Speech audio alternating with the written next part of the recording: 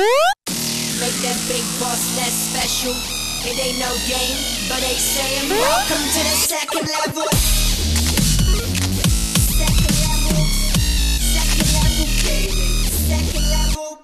Hello, Internet, and welcome back, or welcome to the official Level 2 Podcast, episode 51. My name's Keegan, one half Level 2 Gamers, hanging out with Tom, the other half Level 2 Gamers. How you doing today, Tom? I'm feeling a little warmer because I spent the last 20 minutes sat directly in front of the heater and my spine is now on fire, which is good because my toes are ice. Yeah. My toes are ice right now. So I'm trying to keep my balance. First things first, a little housekeeping. We have been gone for a couple weeks, I think, at this point. We had 2 weeks off, then we had 1 week on where we had shitty audio, then we had 1 week off. Yeah. So we're back, 2018, we're back at it. Holidays got in the way, I got sick, and then, like Tom said, we had the episode with the bad audio. We fixed that.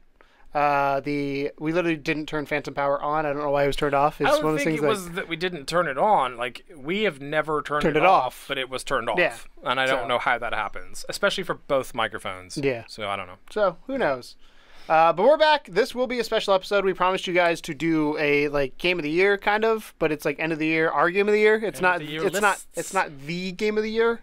It is our personal lists of things we enjoyed this year. We're going to start off with indie, go into VR, and then top it all off with overall game of the year for me. Other stuff. Yeah. So let's start this off. I'm going to have you start off with your number 5. We'll go 5 to 1. Okay. What's your number 5, Tom, for indie? Can I do my honorable mention first, or shall I save that? Fine. I don't have any honorable mentions. I narrowed my shit down. That's okay. I feel like it deserved an honorable mention, so I'll do it real fast. Echo was my honorable mention because, as you know, I had a great time with that game. I thought the composure of the game, the way that it unraveled was really interesting. The narrative was great. The fact that you're kind of fighting yourself and then you learn from yourself and you make it harder on yourself is kind of just a really smart, dynamic mechanic. So honorable mention to Echo. If you haven't played that, please go and watch some footage of it. We have, stuff on our channel. But my number 5 for the indie top 5 of the year is Golf Story. On the Nintendo Switch, and a couple of reasons why. One, because it's the only Switch indie exclusive that I can think of, and I think that deserves something because there's so many indie games on the Switch right now that are doing really well. Golf Story absolutely held its own despite only being released on that platform. And secondly, because it's such a unique mix of things that you didn't think would work. Not at all. I did not think JRPG would work with golfing sim at all. But yeah, it totally feels like a nice old school JRPG. It's very funny in places. The story is really cool. There's stupid quests that you have to do. Like, one of the quests is you have to get a baby off a lake before a crocodile gets it. So you have to hit the baby on the head with a golf ball. I recommend you do that in real life. Right. So to get its attention for it to come back to its mother's. I'm just that's so smart. It's such a cool little mechanic. So yeah, the fact they just replaced combat essentially with golfing, so good. It was a really enjoyable experience. I'm still playing it. And I think that it deserves a lot of praise. I think that it went under the radar somewhat because it just got swamped with all the other indie stuff this year. And Nintendo Switch, let's be honest, they talk about Mario, Zelda. Right. If you think it's Switch, you're thinking the main Nintendo games, but this was an exclusive that actually I would love to see an IP out of it. I'd love to see a sequel. I think it's really well done. It's smart. It's funny. So A Golf Story is my number 5 for indie. Cool. My number 5 is one I played very early on in this year. This game actually came out in January. I had to make sure it was in the 2017s. Year. It was Limelight. Yeah. Came out January 26th, 2017. Jeez. Yeah, I had to verify that. Yeah. I was like, ooh. Basically, it is a puzzle game where you are a line of light. You are you're a light on a line. Yeah, you're a little light, and you solve puzzles through different things, and it kept building on itself, and it was really cool because what I liked about it is obviously they have little puzzles where you start off just guiding through, and then you have enemies you got to avoid, and then you got switches you toggle, and things happen. But then at the end, the overall map, when you zoom out, it shows you all the lines you drew, and based on which way you went, because there's multiple passages for certain areas that you can go and secrets you can go to. It's kind of a good feeling to see how far you've come. Yeah. To in zoom each out world. And see where you're at. It is now on iOS, so I don't want to say it's Perfect $5 on iOS. Perfect it's on PS4. It's on Xbox One. It's on PC.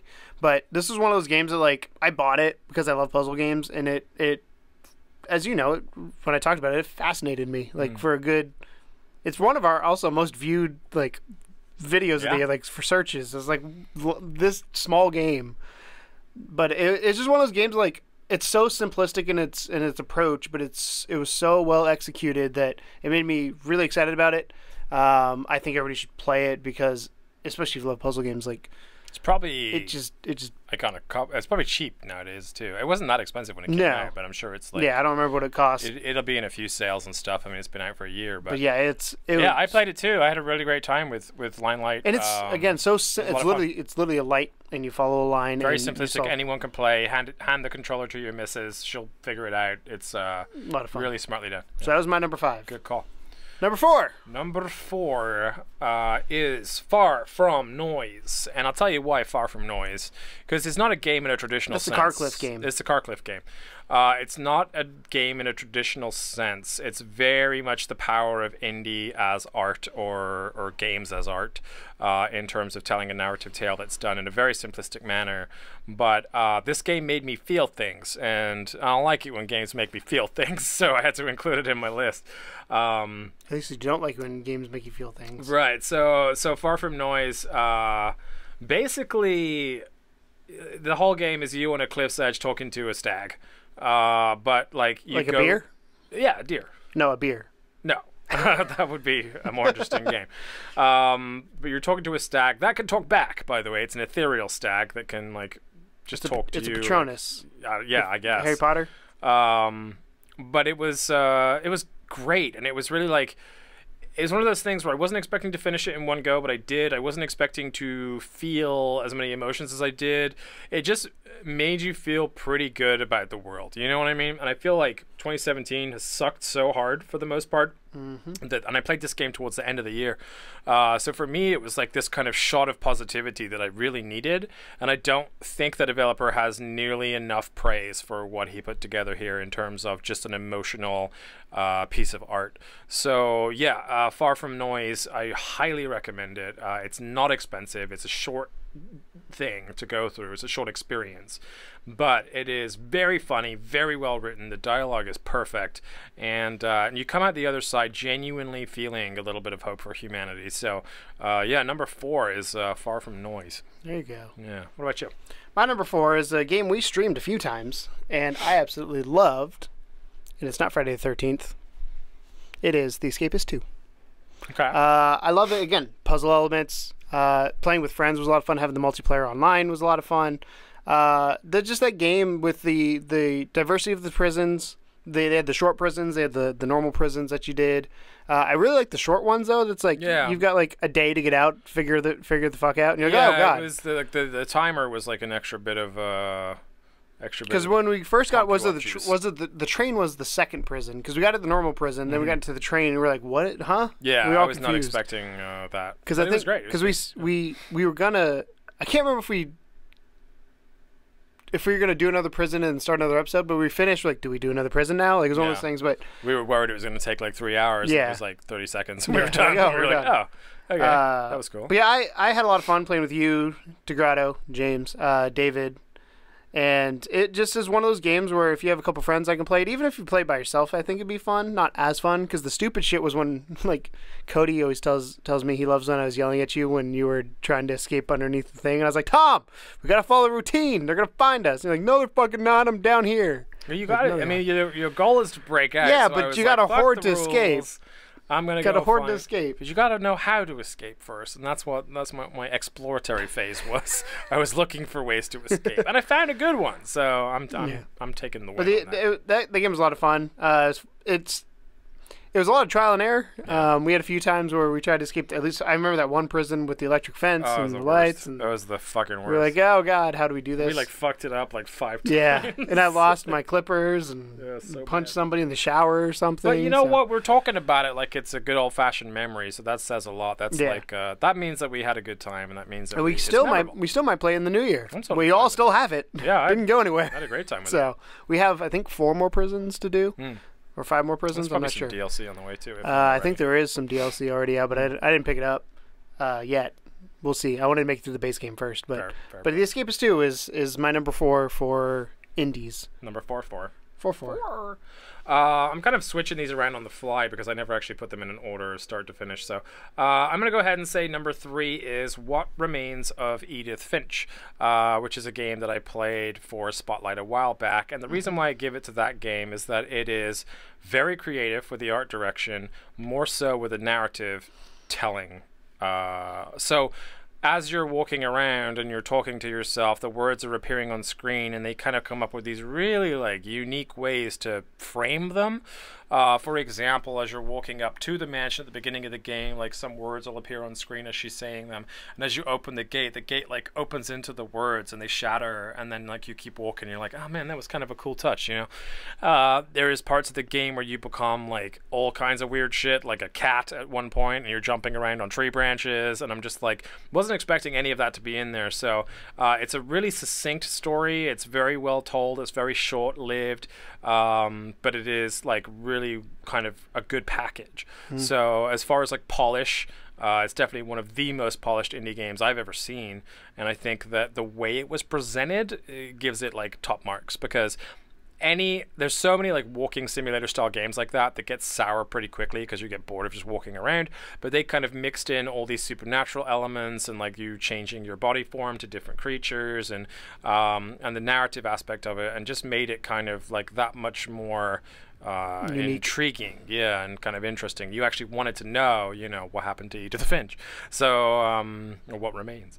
So yeah, I think number 3 should go to What Remains of Edith Finch. I think that game they put a lot of time in, and I think it showed, and they deserve it. Number 3 for me was one that I followed as soon as they announced it. I emailed the devs saying, hey, I want to take a look at this game because it looks awesome. We did a pre-release stream for them. It was Yonder Chronicles, the Cloud Catcher Chronicles. The Cloud Catcher Chronicles. I just called it Yonder Chronicles. But Yonder the Cloud Catcher Chronicles, and it was a pacifist exploration game. I've not finished it. I've gone back and played a few times, just kind of wandering around doing stuff. But the premise of the game essentially is this gloop from I don't know if it's actual gloop, it's some sort of like haze has taken over the world, and you have to figure out what has caused it, and you go through and you help people and you build things, you build farms, and you can unlock certain areas from the amount of things you have, and when you discover a map, and it highlights the map so you can see where you've been and different biomes, and it was one of those games where I just wanted to run around in a world and not have to worry about anything. I think at that point I've been playing a lot of like not violent games like shooting games and stuff like that, but like it was one of those. It reminded me of like just step back, relax, have fun turns type on thing. Its head Yeah, a little bit. It was quite interesting because I fell in love with it because the art style. I saw like they sell plushies of them now, but like they have a Gruffalo, I think is the name of it, and they have a couple of a Fabbit is another one. So they have all these weird looking animals that are like mixtures of animals, and that's what kind of drew me in. Be careful of the pronunciation on that one. Yeah. Fabb. It. I think it's what it's called. I can't remember the name exactly, but I want to say that was it. But it was one of those things where just like the world felt lived in. The world felt awesome. It was not graphically intense, but let me go check out this cave. Let me go check out that cave. And I remember doing the pre-release stream because we were giving away keys for it at the time, and people were like, "Oh my god, this is cool. This is awesome!" Like, there's people that were in the chat super hyped about it. Like I was watching 2 days before, and I was like, "Oh." Actually, me and my wife were home, and I think I started streaming it when I was on the toilet, as I tend to do. And I remember you had quite a few people that were kind of engaged in it, and I thought that was cool. Like, it was neat to see people like actually saying, "Hey, go over there," and like actually like bantering about the game as opposed to just like general chit chat and shit. So yeah, Yonder Chronicles or Yonder the Cloud Catcher Chronicles, a lot of fun. It was from a developer called Prideful Sloth. 3 people out of Australia. Good for them. Or New Zealand. Oceania. So my number 2 is, and I was torn on this because one of them I should have put as an honorable mention, but I wanted a good horror game in there because you know me, I'm a horror dude.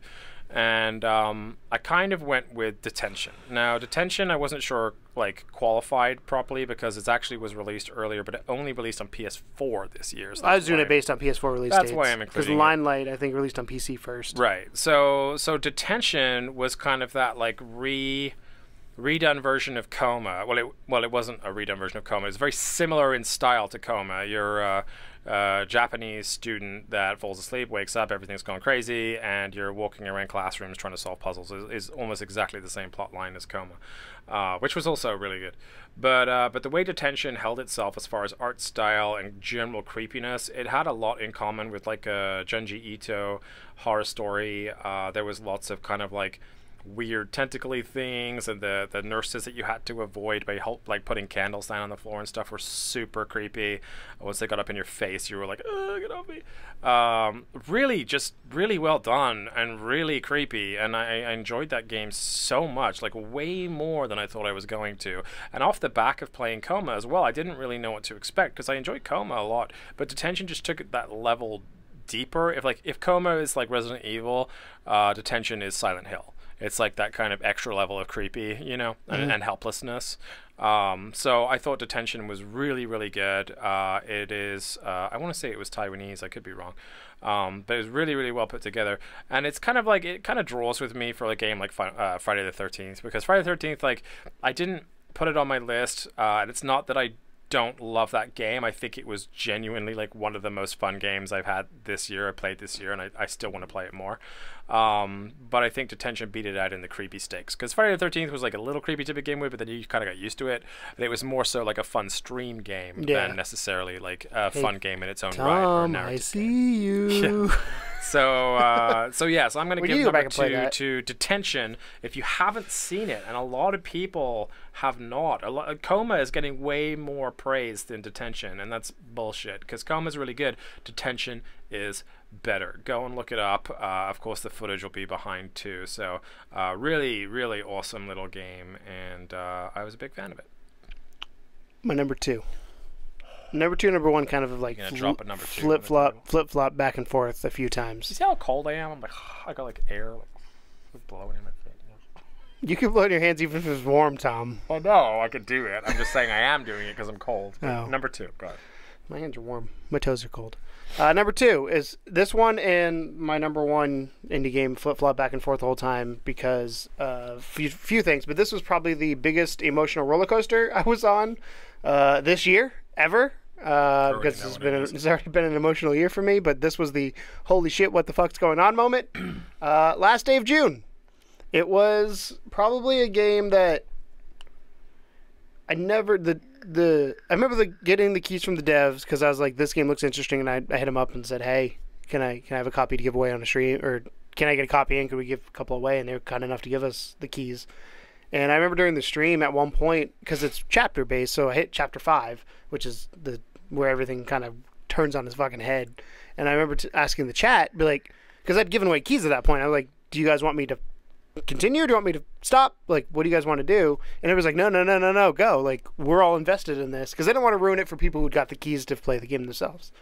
And glad I did that, because holy shit, basically the story of last day of June, without spoiling it, is you're a husband and a wife. Something happens, wife dies, and you replay trying to save her. And it was just Wheezy to this day. We still talk about, Wheezy and Jesse were in the chat at the time. We still talk about the emotion of that game and how crazy it was. And the moment at the end, again, I don't want to ruin anything, but just, I should have seen it coming, but I didn't. And I've had visceral reactions to what happened. Like, I remember putting my hands on my head and be like, no, like, holy shit, that happened. And it's, story-wise, was really well done. The gameplay got a little repetitive because you had to go through the same thing, sequence of events over again, finding the right sequence to do. I need to go back and finish the trophies. I think I have like 2 trophies left to do in that, but I didn't. One of them is like unlock all the endings. And it was probably one of my, I mean, it's number 2 for indie, but one of my favorite games I played this year when it comes to just the emotion behind it and just how much it gripped me. And it was only a 3-hour experience, I think, but so worth it. Awesome. Number 1 for indie games in the year 2017, the year of our Lord 2017. Is that how you say it? No. I don't know. I'm a bad religious person. You're a non-religious person. I know, that's why I'm bad at it. But I have to give hats off to the developers of this game for making such a beautiful game. that also happens to deal with a very real life affliction, let's say. And also happened to be a really fucking dope game, and that is Hellblade: Senua's Sacrifice.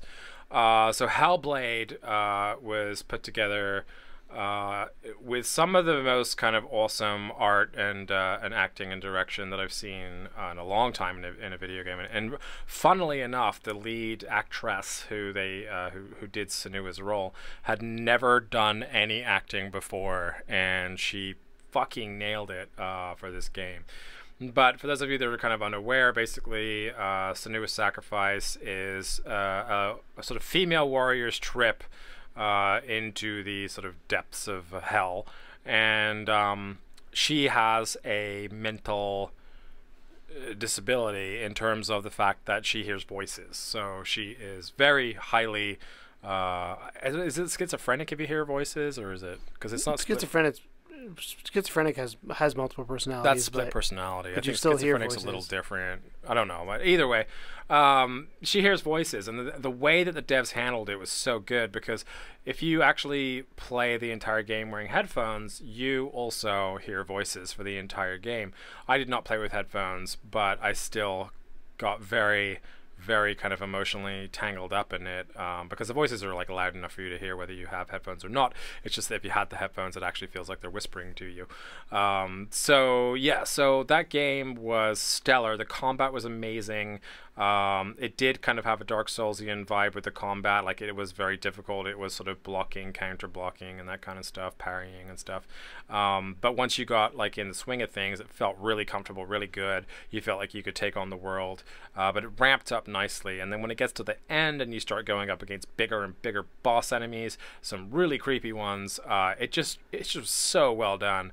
And it was a short experience, but it was worth every second. And I would totally replay it. It's something I don't say often about games, but I would replay that game. And it was a more expensive indie game. It was $40, I believe. It was. I don't think it was $40. I think it was a little cheaper than that, but it was still up there in cost. But I think like the polish is totally worth it. Like, there's nothing about that game that makes me think it isn't worth.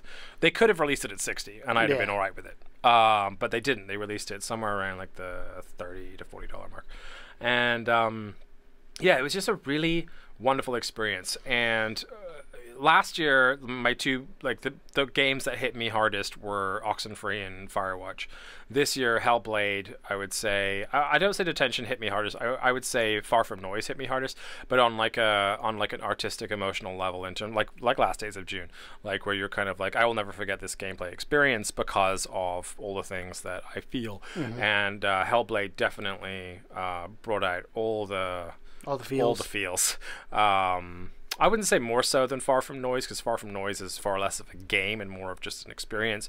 But they just handled it so very good, so very well, and it was a wonderful, wonderful time. So if you are lucky enough to own a PS4, it is exclusive to PS4. Do play that game before you start. Get PS5 in 2020. Yeah, before you get PS5 or an Xbox or whatever. It's really, really worth it. Very, very, very, very happy with that game. I thought it was wonderful. Cool. Yeah. My number one, and I'm hoping this isn't just because rose-tinted glasses, I've gone back to this game, but Poi is my number one right now. I think partially for two reasons. One, it's what I wanted ukulele to be, and I think the ukulele characters are better than the Poi characters, but Poi just does everything you expect right. With there's still issues like any game, like I said in the spotlight on Wednesday, I talked about the camera having issues, the jumping sometimes, like I feel like I can't land, or I don't know where I'm going to land when I jump. That kind of thing, falling off ledges because the control seems too sensitive, whatever it may be. But from a 3D platform Mario 64 type game, like, I've enjoyed the crap out of it. And I played it once already. Well, played the early access part of it, got to where it ended, started playing this again, and now they have so many more worlds, so many more things to explore, and I'm so excited to finish this game. And like, it's if you could describe a game for me in a nutshell, that would be this game. Maybe add some puzzle elements into there and it'd be even better. But like, I don't have a Switch, so I have not played Mario Odyssey. This is my Mario Odyssey essentially when it comes to like that Mario vibe. We talked Mario Odyssey slightly different than this with feel. This definitely feels like N64 or Mario 64, and that's a good thing. Like, it's the, hey, jump in the world. Here's where your medallion is. This is the name of the medallion. Here's kind of where you need to go. Figure out how to get there and how to get the medallion. Like, it was incredible. Like, the first one, the one I remember the most was in the Volcano Land or world. You have to go to this place where the smoke's out. And at first I climbed the tower to the top. I was like, oh, there's supposed to be smoke up there. And it's like, no. And I had to talk to somebody, and I went inside the tower and fought a couple things and was able to relight the fire, literally, inside that castle and get the fire burning again. So, I don't know. It's just one of those games that kind of, it surprised me, and it shouldn't because I played it before. But I forgot how much fun it would be. And on a PS4, I definitely will finish it because it's I'm way better controller-based and way more comfortable controller-based. But, man, that game just gripped me like nobody's business. Cool. So, Poi was my number one. There you go. So that's your indie top fives from both me and Keeks here for the year. Moving on, it's time for the Codename Morpheus top five, and that is going to be VR. All of our VR. So I'll let you start this time. So what do you have for number 5 and or honorable mention? I have no honorable mentions. Okay. Because I narrowed it down to 5. Yeah. Number 5, Mervels. A VR adventure. So this was on there because, again, similar to Poi, it's definitely just, it's a me game. It's a 3D platformer, kind of collect-a-thon, go do things and have fun, jump around. Like, nothing's too scary, too dangerous, just have fun with it. And I've noticed that all my games have colorful vibes to them that I play. That's one thing. Colorful vibe. I'm a very colorful person. It's kind of nice. After playing, like, Destiny, we're just murdering everything. We're playing fucking Division last year for 400 hours where everything's dead. You're like, oh. Which I'm playing again, by the way, because update 1.8 came out. I'm going to probably jump way back into that thing. But no, there's something about the game that I loved. Like I said on Codename Morpheus, I don't think it was necessary to be in VR, but it was cool that it was. I enjoyed my time in it. The camera was a bit weird at first because you could run away from yourself, quite literally. So that was a thing to get used to. But at the same time, it was one of those things where we had a discussion a while back about third-person VR games, and I liked that it was probably the first third-person VR game that made me realize third-person VR games are a thing that you can do and do it relatively well. So I think mainly it's just because it's a me game, and I loved it. I've played only a little bit of it. I've not finished the game by any stretch of the imagination, but I enjoyed my time inside of it. Cool. Quick honorable mention, because I couldn't narrow it down to 5 because I'm an idiot. Rec Room. I know that's going to be on your list somewhere, probably at the top. But Rec Room, to me, I think that it deserves an honorable mention for a couple reasons. Number 1, it's free. Number 2, it's awesome. And number 3, the developers really, really care about your input, and they have been striving to put new content in and to improve things and to fix bugs. And they really, considering this game is free, they have put so much time and effort into making it a good time. And when you get into Rec Room with a group of friends, you are guaranteed a good time. Like, there's not one time you're going to get in there and just be like, oh, this kind of sucked. Like, because it's just, there's so much to do. It's what you make it, essentially, too. Yeah, I mean, there's so much to do. It's so goofy. Like, there's always jokes to be had. Like, we've had some really funny moments in Rec Room. And I think it's a blast. So that gets an honorable mention. But my number 5 is Ultra Wings. We talked about that yesterday as my spotlight. Ultra Wings knocked me sideways. I was not expecting that game to be anywhere near as fun as it was. It literally has no right to be as fun as it is. But the kind of the mixture of the semi-realism with the fact you actually have to take some kind of ownership of control of the plane. It's not just press go and hold up on the stick. There's actual, you gotta press CS. There's actual stuff you have to do. You gotta press CS. You go shout V1 when you go down the runway. So yeah, I retain information. You missed one part though. Rotate. There you go. There you go. V1 and rotate. And but no, it's so good. The immersion level is intense. I taking off for the first time was whoa. I kind of felt that whole first time you're in an airplane feeling.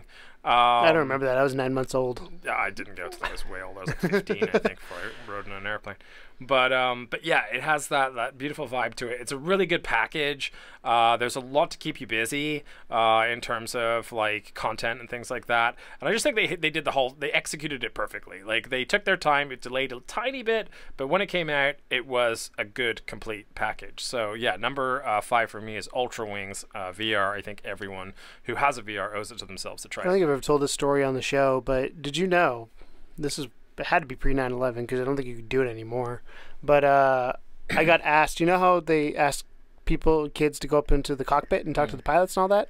I was one of those kids one time. We were on an Air Canada flight. Couldn't tell you where we were going. Can't remember. I just remember going up to the cockpit and it being super loud. And the pilot gave me his thing because he let me radio to the tower. And I was like, tower, this is flight, whatever we were, checking in. And the guy on the other end was like, hey, how's it going, kid? Or something like that. Like he did it officially, but he's like, how's it going, kid? So yeah, that was quite fun. And then I obviously have all the switches and buttons. And as a kid, you're like, what does that do? What does that do? I'm surprised we're still here with you alive. Well, I didn't flip any. I was just curious of like, because the throttles and all this kind of stuff. What does this do? Well, planes are redundant. Yeah. They have lots of backup things. They need it. But yeah, that was a cool experience for me. Speaking of flying in Ultra Wings and things. Number 4 for me, Skyrim. It's the big one. I know that's going to be on your list somewhere, more than likely. But Skyrim VR, the reason it's number 4 for me is it's just... I don't know what it is, but I don't like traditional games in VR. I'm way more of the goofy experiences type person. I think this fits my personality more than anything else. And I enjoyed my time. I've gone back since. I played it on your PS4 Pro and saw the graphical difference, and boy, it was stark. Some people don't agree with me, but I'm gonna stand behind what my eyesight said. But it's one of those things where like, I don't have the nostalgia to Skyrim. This is my first time really playing Skyrim, and I enjoyed it. You do have nostalgia to ESO. Yes. So the Elder Scrolls. And that was that kind of threw it off because the menu was so different. I was like, oh god. But like seeing a dragon full size is terrifying, but also exciting. And swinging the sword, I ended up doing power or magic abilities because it just seemed way easier with using the moves. And just exploring the world. Like, I won't forget, after you get to the tutorial area, coming out into the forest, and you just, like, here's the open world. And, like, you don't have that in VR, ever. Yeah. So, like, I love the fact that it's an open world game that you can go wherever you want to go, and that's really cool. I'm just not a huge Skyrim fan, I guess, is the thing to say here. And it's a giant single-player game. But from a holy shit standpoint of this is cool, I want to see, like, something more like this. I'm all for it, and I think Skyrim is a really cool experience. I enjoyed my time in it, which is why it's on my list. But I really Skyrim VR made me want a Sims game in VR more than anything else. So it's a good proof of concept. Yes, I thought it was really well done. Had some jank to it as Skyrim does, but I enjoyed my time in it. Yeah. So. Cool. Number, what do we got? 4? 3. 3 already? Yeah. 4. You did 4. I did 4. You're number 4. I'm 4. Solace Project. You're actually 35? Is my number 4. I think so. I've already forgotten. I had my birthday like a week or 2 ago. The Solace Project is my pick for number 4 because the Solace Project, does not get enough love ever. But it was the first to really implement the Move controllers in an adequate way that I felt like I could control an FPS game wholly with the Move controllers in smooth locomotion. It did it really smart with the controls in terms of like using your head for subtle turns, but also like smooth turning for angles.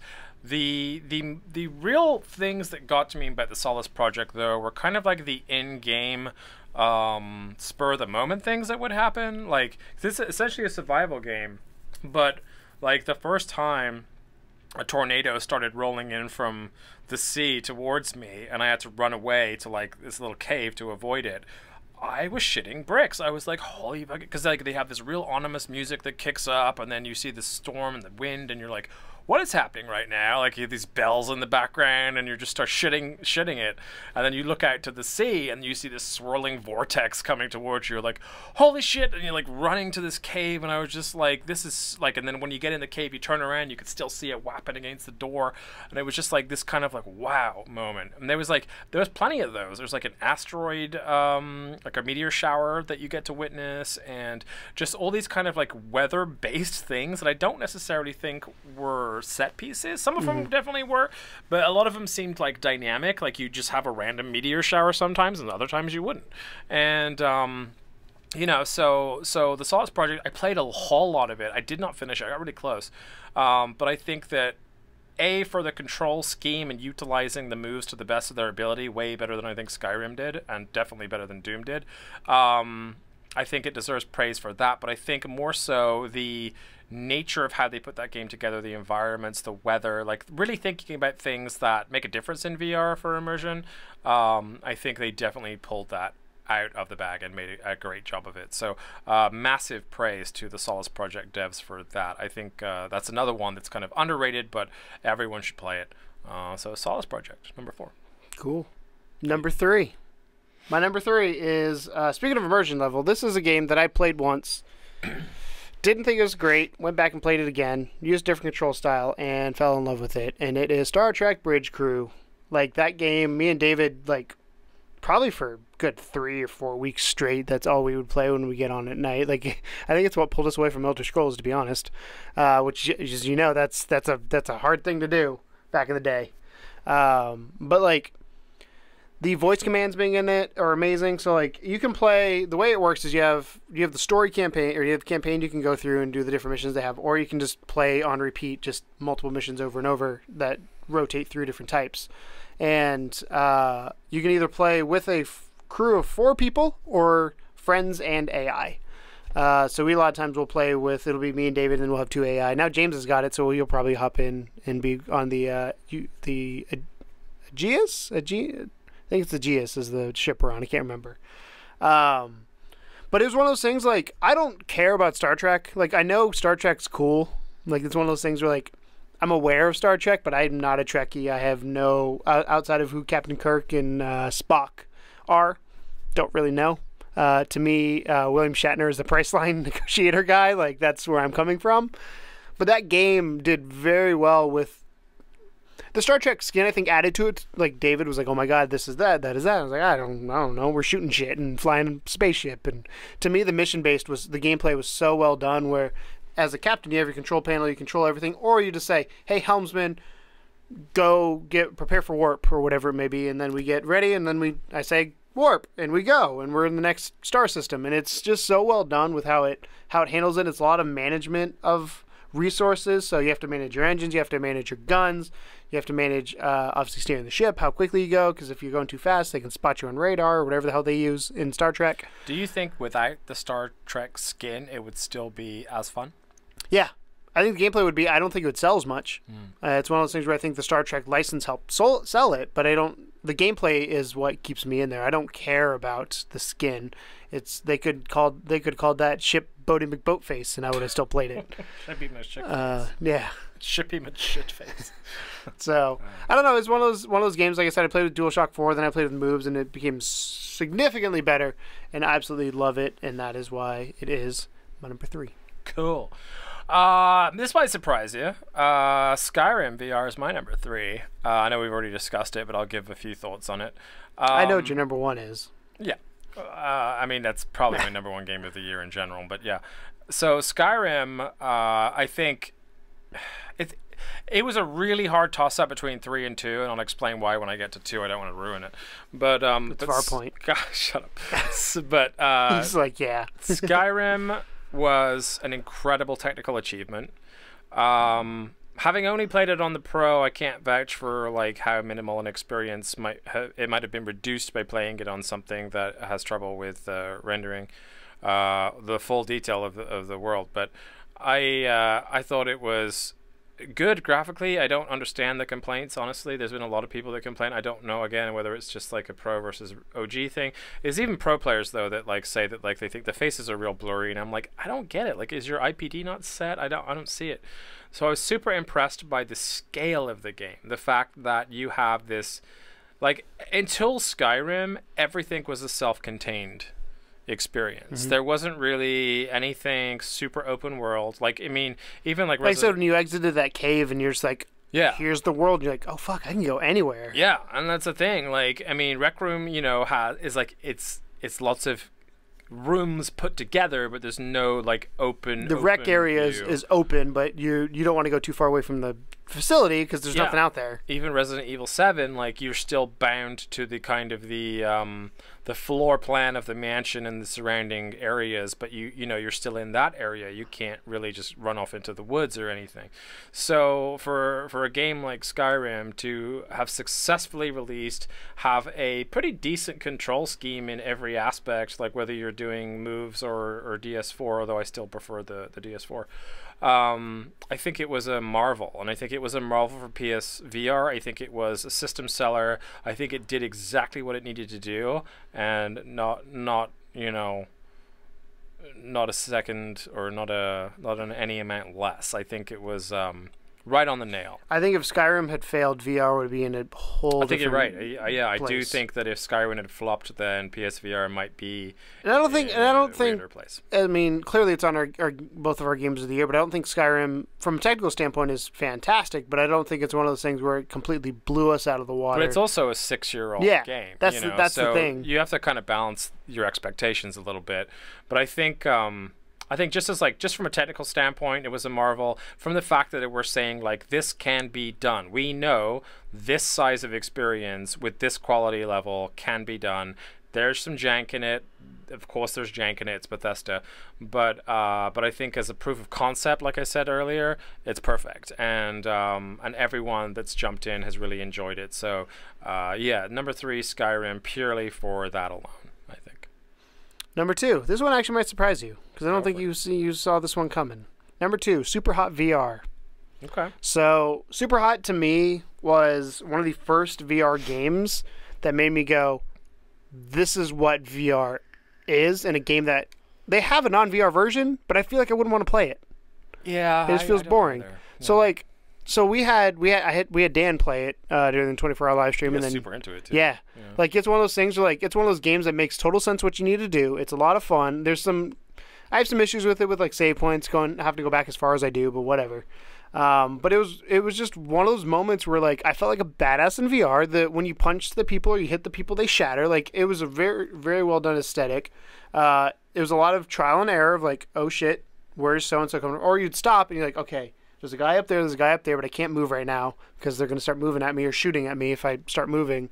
And then there was moments like as you got better with the game in certain levels, you just become like a badass person. Like I'd get in levels and all of a sudden just grab like ashtrays and just start chucking ashtrays at people like do. And it was so much fun. The ninja stars. I loved throwing the ninja stars at people.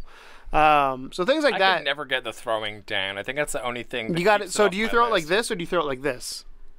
I don't know. Because if you throw it like real life. I was gonna say if you throw it like this, it was less accurate tracking. If you throw it like this, it was more accurate from my. I don't know. Experience. I just feel like I never got the release right. Mm-hmm. You know what I mean? Like I would always like go, what do we go like boom on the floor? Yeah. So I don't know, like I have trouble with that in a lot of games though. Like even in Rec Room with like the frisbees and stuff, I have trouble with like knowing when to release and throw and stuff.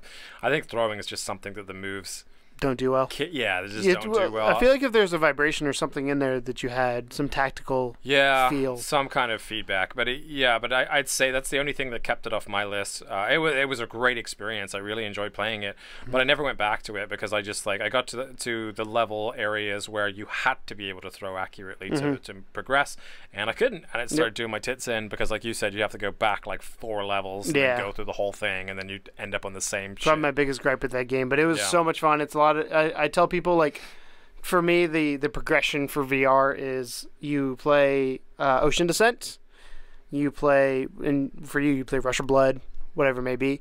But I feel like Rush of Blood or London Heist. Yeah, but I feel like for me like if you want to do a standing game, it's either Job Simulator or Super Hot, because those are the two like to get you into the game and you get immersed in. Because I knew how lost I got in it, and I absolutely loved it. So that's why it's my number 2. Cool. My number 2, as you so succinctly spoiled, is Farpoint. And like I said, it was a big toss-up between this and Skyrim, because honestly, I probably enjoy playing Skyrim more, but I think Farpoint deserves the second spot, and here's why. First of all, aim controller.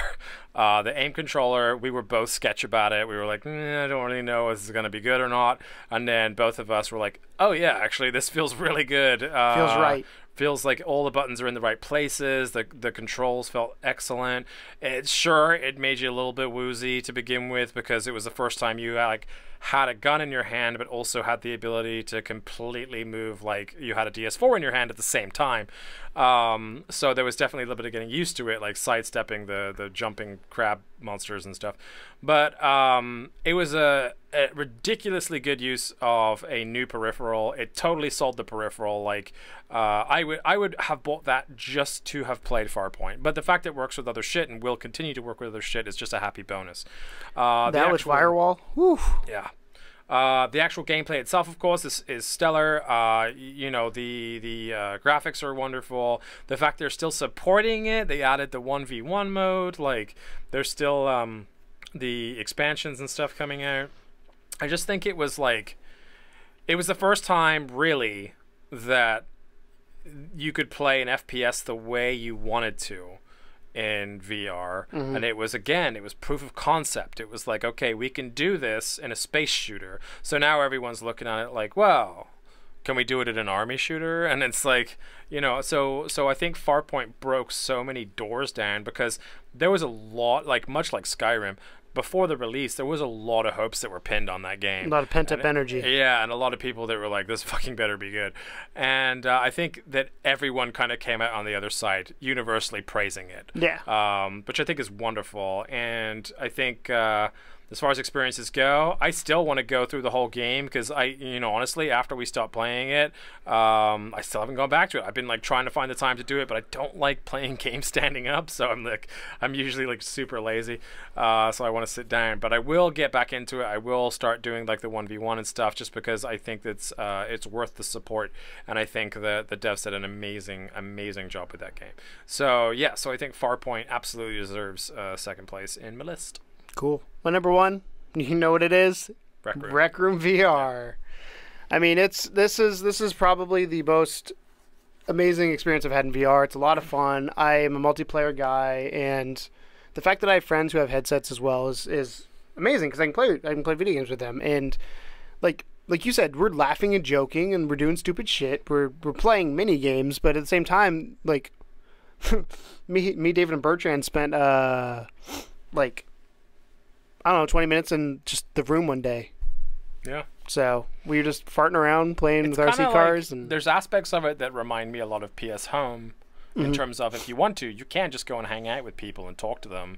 But then you have all this kind of like recreational fun stuff to do in the meantime. So it's kind of like, I don't know, it's like a chat room that just happens to have games plugged in. It story, I don't think I've ever told this on air. I had the cops call to me one time during or after a Rec Room stream. I was called during the stream, but they didn't show up till after I had actually finished, because the dodgeball was the last thing we did. If they walked into you prancing around your living room with a VR headset on, it would have been pretty embarrassing. It would have been funny. But I was playing dodgeball, and I get into games. I get pretty loud, especially when I get competitive. I scream. I grrr a lot of the time. And, I had the cops call to me because I was cheering really loudly, and I think I yelled "fuck yeah" way too many times, too loudly at the top of my lungs, because I forget I'm in an apartment complex at, I don't know, 11:30 at night. So I had the cops call to me playing it, but that's a good sign to me that I got lost in the game. Some pretty immersion, yeah. So, you got so lost in it that the cops got called. Yeah, but Rec Room VR, that's my... And, goddammit, it's free, which I think earns it bonus points, too. So my number 1, unsurprising to anyone that knows me, is Resident Evil 7. Now, Resident Evil 7 was released really early in the year. I think it was January.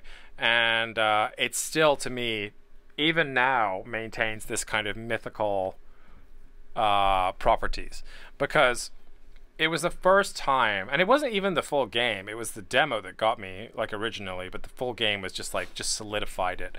But when they first released that last final patch for a beginning hour, and they put the VR element in there, and I'm walking down like this hallway in this house, and there's like people walking around, and it's just this kind of sense of dread, which I had never felt before. Like, it absolutely blew me away, the feeling. You remember me texting you and just being like, this is the most incredible thing I've ever experienced. It's like, you know, as far as video games go, I go back a long way to the Commodore 64, and there's a couple times in a young gamer's life where a game comes out and changes everything. And I think like Mario 64 is like a prime example, and, you know, like Call of Duty or Halo, depending on which side of the fence you're on. There's those games that just kind of stand out as like doing something really spectacularly well. And I think that Resident Evil, first of all, absolutely at the time was the best thing on VR. I still think it's the best thing in VR. I think Skyrim and Farpoint are really close, but I still think that the base game, for the way they did the demos, the base game that came out, all of the DLC has all been just great. And even now, like, they only just in December released Not a Hero and End of Zoe. And I've played Not a Hero. I bought End of Zoe. I haven't played it yet. But it's so perfect. And the sense of dread, the sense of full immersion, the moments that you remember that terrified you going through that game, overcoming the obstacles and actually progressing through. Like, I played that game in 2 sittings, and I did not think I would ever want to be in a VR headset for longer than like half an hour at a time. But there I was, 2 days, 4 hours on the one, 5 hours on the other, the whole way through the game. And it was unbelievable. I just had the best time. So for me, not only was Resident Evil 7 absolutely the best game this year for PSVR, I think it was quite likely the best game this year, because and I didn't put it in my like alternative list because I separated them out a little bit, but I think it deserves it not only for doing a stellar game in regular gaming, but the VR just like doubled down on the awesomeness of it. The fact they took a risk for the franchise, because every other Resident Evil before it was nothing like this one, and for them to just go, you know what, we're going to stop making Resident Evil the normal way we make it, and we're going to do first person, and there's going to be like hardly any weapons, and, you know, you're just a risk. There's no zombies, you know, like, fuck, like, how do you take that risk and make it VR and have it work?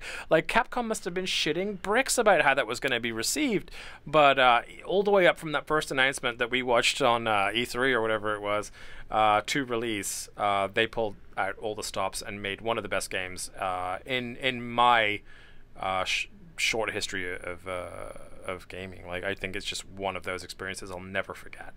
And to this day, like, I still play it. I still recommend people play it. I cannot wait for the sequel.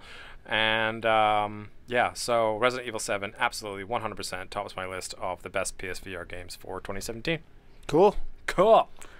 Moving on. Best of the rest. Well, mine's best. Top 5 overall. That's fine. So I ended up doing it. So you want to start this? Or you want me to start this? So top 5 overall games, Tom. I'll start because I got an honorable mention. So I kept my top 5 list away from indie and VR because I played so many games this year. I feel like I wanted to try and separate it. I know you haven't, and that's okay. That's what it is. But my honorable mention, I put a lot of hours into a few games versus you put a little hours into a lot of games. Correct. Yeah, absolutely. My honorable mention goes to Nier Automata. I know for a lot of people this is like Game of the Year material. For me, it was a happy surprise. I did not play the original Nier. I got convinced to buy Nier Automata, and I am really happy that I did. I picked it up on a sale. That game wears so many hats, and it wears them all perfectly.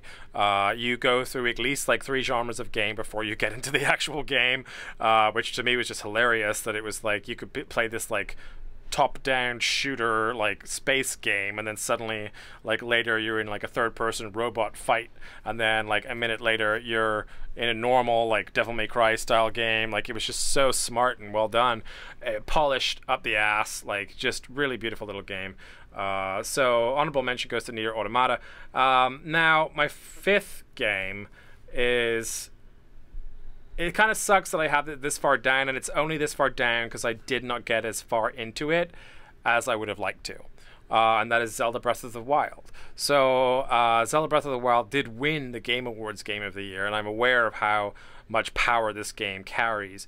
I personally did not feel the draw that I wanted to feel playing this game, but I did have a really good time with the amount of it that I did play. I absolutely intend on going back in and finishing the game up, but I just kind of like... I enjoyed it a lot for the experience, and the fact that it was on a new console kind of gave it that extra bit of a sheen too. Being able to do it mobile and on a TV. The art style is gorgeous.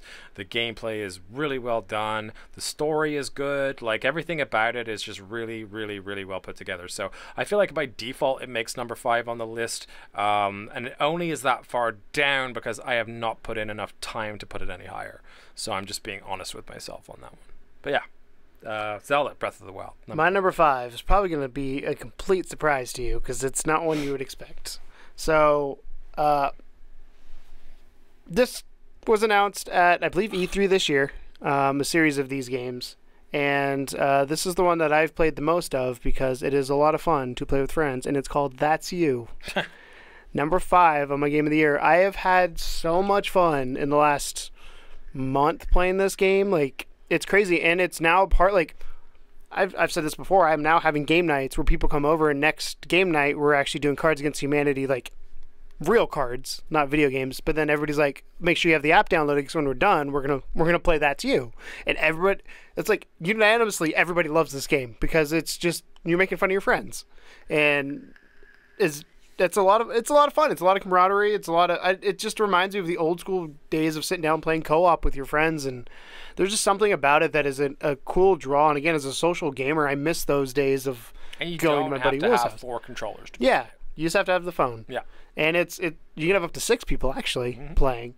But it is a whole lot of fun, and it kind of, the Playland games when they were announced, I was like lukewarm. I'm like, this is a cool concept, but we'll see how they go. And I feel like so many people blew me out have of the water. tried that before, like having the mobile as a second screen and stuff. It hasn't I worked. wasn't expecting it to work, but yeah, during the stream I got to experience that game with you, and on the other Playlink games too, and they were great. Like, I really enjoyed them. I actually was super impressed that Sony put together something so tight-knit, using that kind of like initially gimmicky sell, but it actually works totally fine. And especially like with the extra puzzle elements of some of the games, like having to draw on the pictures of That's You, having to smash the ice, and the cool thing with that is, like, when somebody comes over, you just say, hey, just download this app. It's a free app, and then you're ready to go. Get on my Wi-Fi, download the app, and you're fine. And ready to go. Yeah, so I don't know. That's You, I feel like I had to put on here just because, again, I do a lot of my top 5 based on fun factor. Yeah. And the fun factor on that is pretty high on the charts for me. So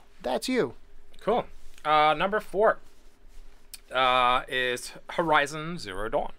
Another one that I wish I'd managed to put more time into. I am totally going to restart the game, I think, because I put in a good, like, 20 hours or so, but I still wasn't even cracking the surface of how big that game actually I played gets. that on the 24-hour stream, and I enjoyed my little bit that I put in there. Yeah, I broke it once. It was a solid game. Tried to climb a mountain. It's obviously hands down one of the prettiest games of the year, for sure. But to have a strong female lead character, to actually somehow manage to make robot dinosaurs cool, and to have this DLC that came out that also like advanced the game and also changed the entire landscape of the game, was wonderful. And I think that the team at Guerrilla Games did such a good job of putting that game together out of nowhere. Definitely, like, the other big thing about it was it's new IP. Like, that's so rare for new IP to come out of the park and swing like that. Like, you're so used to them having like a kind of like a phase where the first game's kind of okay, but then they maybe get better on the second game, like with Assassin's Creed and stuff like that. But no, they came out swinging with this one and absolutely knocked it out of the park. So I think Guerrilla Games deserves a ton of praise. It was definitely one of the exclusives of the year. Like, that was a system seller, hands down. And I think especially for a lot of people that didn't have like a Switch and couldn't play Zelda, it was kind of like their The debate was Zelda or Horizon when it Right, came out. exactly. At the time, those were the two big ones. And I think that it came out also in a period of time when there were so many other gigantic games coming out that maybe it didn't even get all the attention that it deserved. And I think the fact that it's been left off some Game of the Year lists is kind of a crying shame. So Horizon Zero Dawn, I think, is an incredible game. I am absolutely ready to go back in and restart it and kind of like learn the mechanics and everything again. But the fact that after putting 20 hours in, I'm willing to do that, I think is a testament to how strong that game is. So there you go, Horizon Zero Dawn. Number 4, Super Hot. Super hot. Super hot. Super. For all the things I said before, like I said, it's one of those games that kind of the immersion level of it has gotten to me, and it's just there's very few games that I go back to in VR a lot of times because they seem like shorter experiences. But Super Hot, Rec Room, Star Trek Bridge Crew are all games that I go back to. Werewolves I still play every so often, but not as much, just because we moved on to a couple other games. But Super Hot because I kind of reasons. want to play Super Hot in non-VR and see how big the difference is. I think we have it. We do. We Yeah. had the key. I don't know if we gave it to someone, but Yeah. I feel like I'd like to see just how different it is. Because it's not that I wouldn't play it flat. I just feel like the VR adds so much more to it. Yes. You know, like because when you inhabit the body of a badass killer dude, then I don't know. Maybe it's easier. Well, the other in question is VR. when time moves, how do you make time move on the controller? I don't know. I guess you move with the cameras and the DS4 and stuff. Like, I wonder if throwing is easier. You know what I mean? Yeah. Like, these are questions I need answers for. But yeah, no, that's a good one. Super Hot is Super Hot. definitely deserving. Mine's gonna be a lot quicker because a lot of these are gonna be repeats for me. Totally fine. Number 3, Mario Odyssey, the game that came out for the Switch that I did actually put a whole hunk of time into. I need to play that. I'm not done, but I'm on the final level, and I've enjoyed every single second leading up to it. So, And you're not the Mario fanboy of the two of us. I'm not at all. I like and enjoy Mario games. For your kind of brief history, obviously I like all the 2D games. My first Mario game was Mario 3. The best Mario game ever made. Which is probably the best one ever made, and it was a group. It was like a friend experience for me because I played it with a buddy because of the whole Luigi Mario situation. So like I kind of I fell in love with that. But Mario 64 I had for myself, and that was one of the greatest games I ever played. And then when stuff like Sunshine came out, when those guys came out, like I was lesser into it. I didn't have a GameCube. I kind of fell off the Mario train. And it's a hard train to fall off because you know what I mean. It's just they're so awesome. They're always so well done. They always put so much time and effort into them. They don't really do a lot of things that are new, but they do a lot of things that have been done before really well. The things they do that are new are always good, though. You know what I mean? Like if they do release a new mechanic, it's always well received. Yeah. And this one with its mechanic, with the hat mechanic, is super interesting. It's not like anything you've ever really played in the Mario world because the fact you are basically like transferring Mario's body into all of the enemies that you see, and the fact that you embody a T-Rex is kind of cool, right? So I really enjoyed this game. I loved playing it on the big screen and the little screen. I think it was really well put together. It basically met all the hype that it could have possibly wanted to have met. There's still a ton of secrets left to pick up. I was talking to Keegan before we recorded about how it would be nice if they would tell you like how many hidden moons there were on each level, because I haven't got far enough to know if they actually eventually do that or not. But it's a lot of kind of trial and error trying to figure out like where all the secret ones are. But yeah, really well done game. Obviously flimsy plot, but it's fucking Mario, so it's Save the Princess. We all know what the plot is. But the way they kind of treat this one, with it being like a wedding and you have to like try and hunt down Bowser and Peach before they get married and stuff, is cool. So yeah, Mario Odyssey, absolutely one of my favorite games this year, and number 3 on my list. Number 3. Would that be number 4? It'd be number 4 for you. No, 3. Did you go first? Zelda, Horizon, yeah. Mario. Yeah. Number 3 for me. Poi, my indie game of the year. Again, for same reasons. It reminded me of Mario. I didn't play Mario Odyssey this year, and I needed that 3D platformer. That ukulele just so much disappointed me.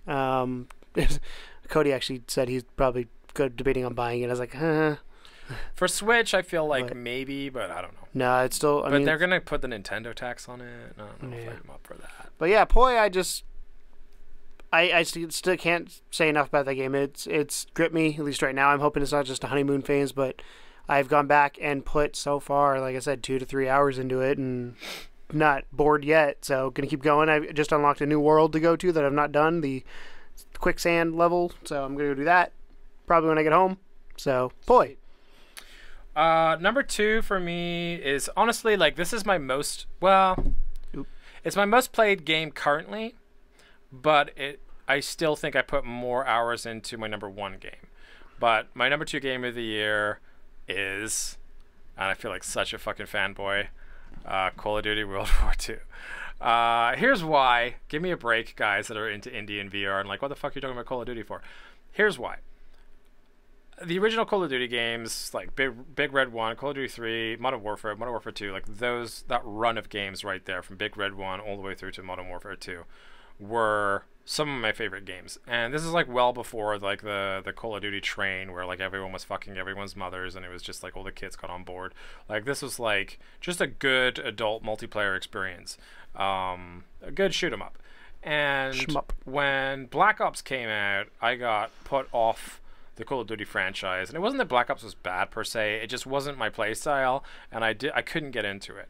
As most of you know, if you've ever seen any of my sniping malarkey, I like to snipe a lot, primarily a sniper. I enjoy quickscoping, and don't worry, I'm going to actually defend quickscoping on one of our podcasts here at some point, because I know most people hate quickscopers, so sorry.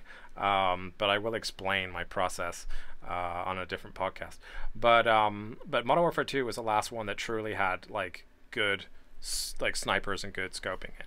They nerfed the shit out of the snipers past that every other game, and then they went to space and did all the other shit. Like when I saw Call of Duty in space, I was like, you have got to be fucking kidding me. Like how far away from your roots can you possibly get? And then they turn around and release World War II. Everyone at the time back in the day was sick of World War II and did never want to see it again. And then after the several abysmal pieces of shit that Medal they released, of Honor, you had because it was the setting at the time. But after they released all these miserable pieces of shit Call of Duties in the median, everyone was kind of gagging for a return to like regular guns and no jetpacks and that kind of stuff. They fucking delivered, man. They delivered in spades, and I'm happy to say that the campaign, the Nazi story, the multiplayer, like all of it is good. It's solid. The loot box thing is not a problem. It's only cosmetic. There's really, nothing that you feel like you have to pay for. But if you want to pay for cosmetic stuff, you can. Again, it's one of those options. But to me, like, this is now the game that every time I turn on my PlayStation, I play that before I play anything else. And most of the time, I get so lost in that game, I'd never play anything else. So, like, not only is it some of the best sniping that I've seen in the whole series, but also it's just so fun.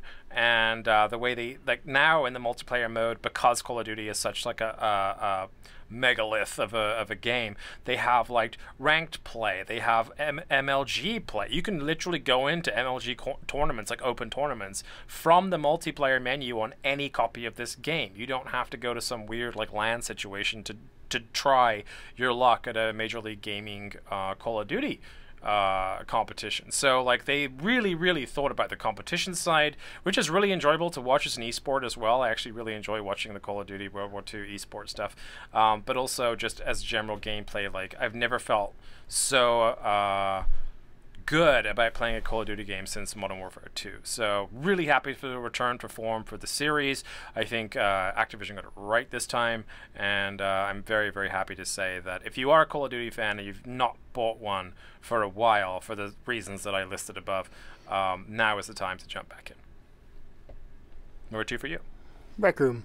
Yay! Again, for reasons I said before, it's the most immersive experience I've ever had in VR. Big fan of it. Love that to death. It just I can't praise that game enough. I tell anybody who has a VR to buy it. Or so just download it because it's free. Well, yeah. Well, you pay for it for $0. Yeah, you pay $0. Yes.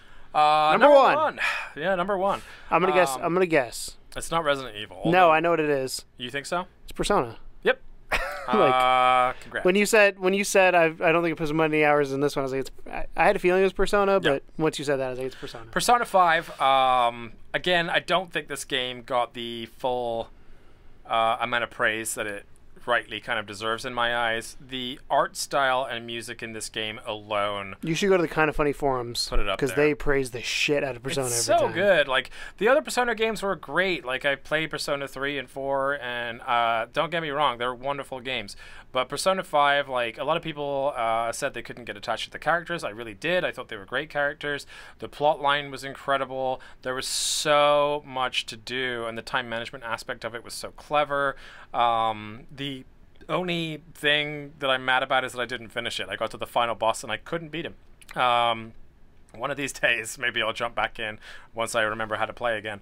But yeah, I literally like loved the shit out of that game. I played it religiously for a really long time. Even the days when I wasn't really doing any fighting and I was just running around like reading books and learning, getting my knowledge up and doing kind of weird like social activities with people. That means having sex.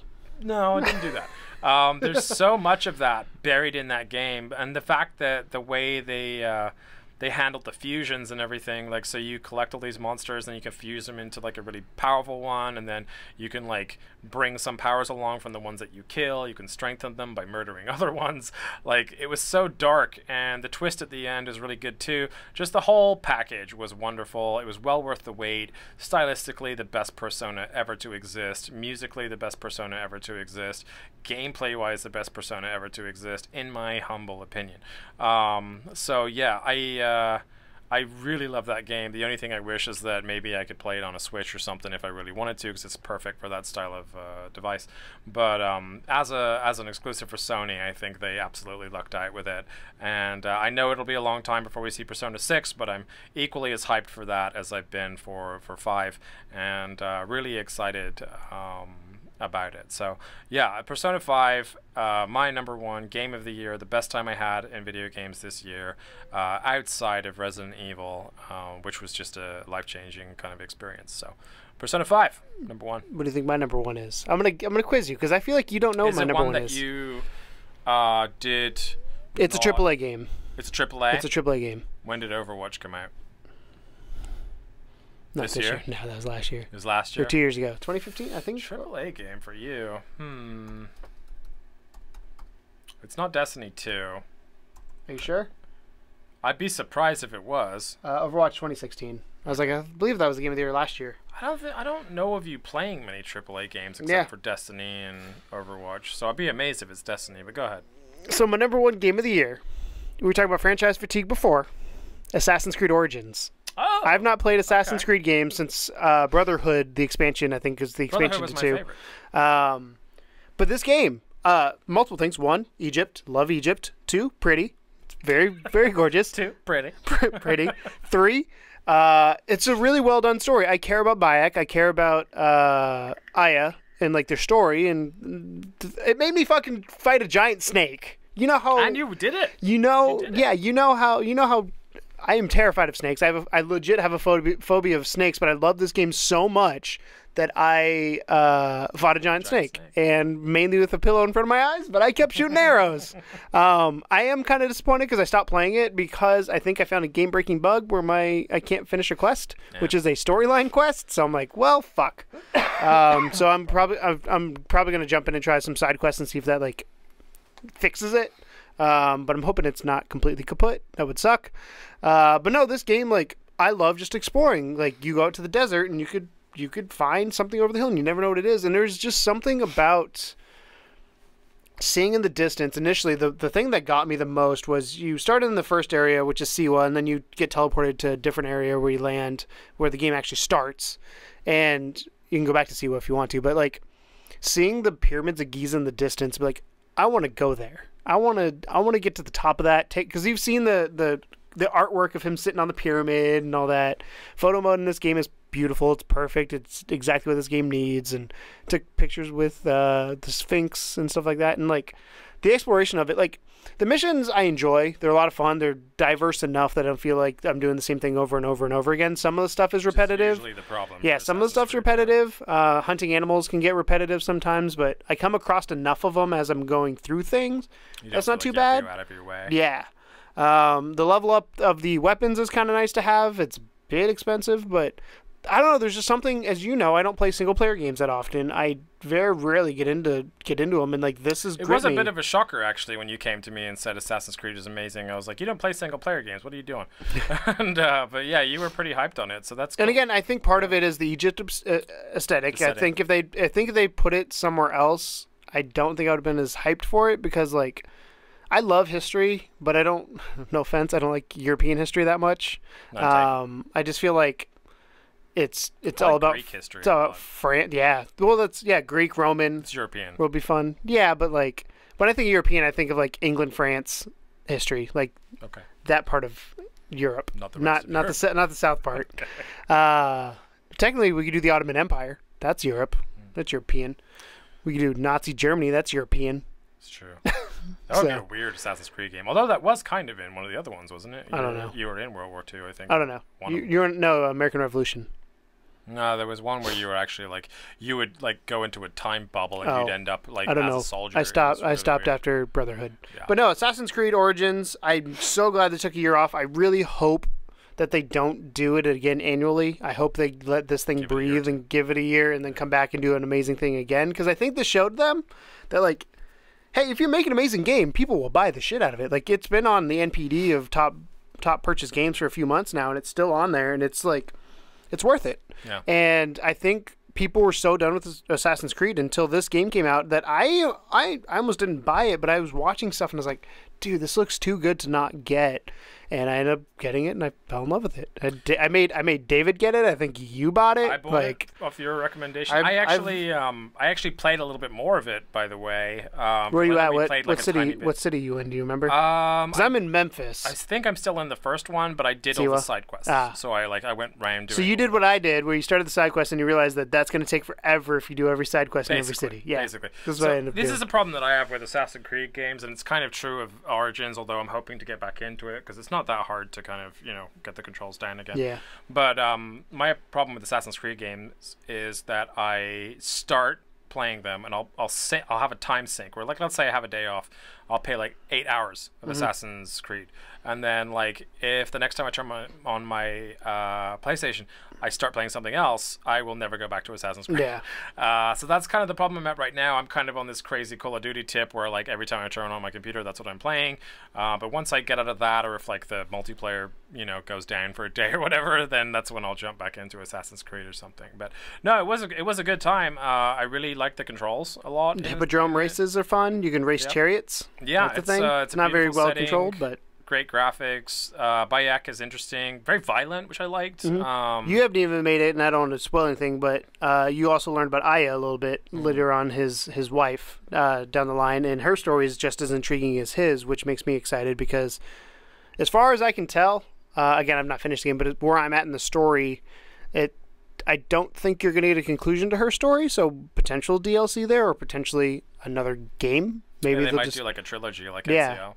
Yeah, because this one's definitely been the best received since I would say the Brotherhood, second ones. But I mean, I don't know. Like Black Flag did pretty good, but not as good. Yeah. Yeah, that's awesome, man. So Assassin's Creed. Cool. That's our games of the year. What is your guys' game of the year? What would you give us your top 3? We'll do top 3 for them because I feel like 5 might be a lot in the comments. If you want to do top 3 indie, top 3 VR, and top 3 that's what I'm saying. Top 3 of each. You can. Yeah. Otherwise, just top 3. What's your game of the years? But this has been the official Love 2 podcast, episode 51. I am freezing to death, so I'm gonna go warm my feet up. Thank you guys so much for watching. You can hit us up on Twitter at Love2GamersSTL, Discord, the link down in the description. Comments obviously down below. But thank you guys so much for watching. We will be back next week with some more VR, more indie, and more news. My name's Keegan. I'm one half of Love 2 Gamers. Tom, the other half of Love 2 Gamers. Thank you guys for watching, and as always, welcome to the second level. Bye. Ain't no game, but they saying welcome to the second level.